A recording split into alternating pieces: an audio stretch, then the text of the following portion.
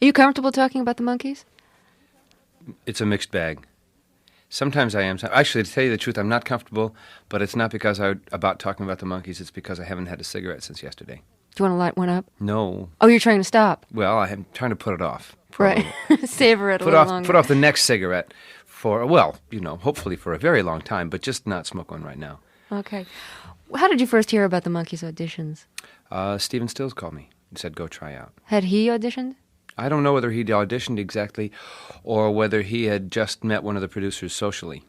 But Steve was a friend of mine on the village streets in the early 60s. He, as a matter of fact, hit town and became instantly known as that guy who looks like Tork, which was my name in those days.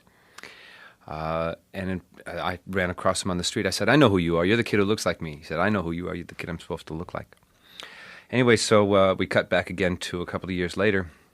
And Steve knows this guy, and it turns out to be Bob Rafelson, one of the producers, who says to him, in his own inimitable way, well, we like you a lot, but your hair and teeth are wrong for production. They ain't photogenic.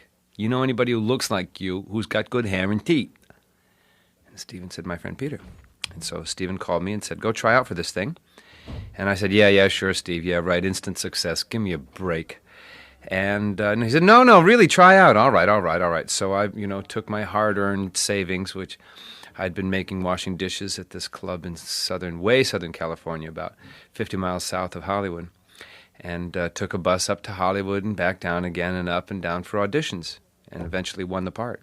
What was the audition like? Well, it started off with just a huge gang of kids in the office.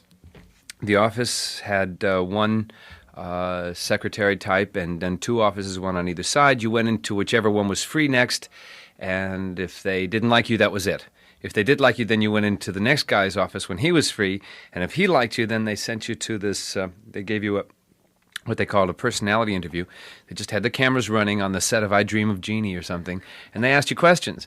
And then if they thought that was actually also a photogenesis test. Were you born in the camera? But after that, then came the regular screen test, which was scripted, and they had a set there and a director, and he said, do this and do that, and don't do this and do this other thing. And they had, by that time, had gotten down to 8 guys, and they divided them up into teams of 2, and each one of them did the screen test with a script and the stage actions. Hey, man, what's really the matter? Oh, I don't know. It's about Celia, Yeah, I know, man, yeah. Like that. So that was the audition. That was the whole audition process.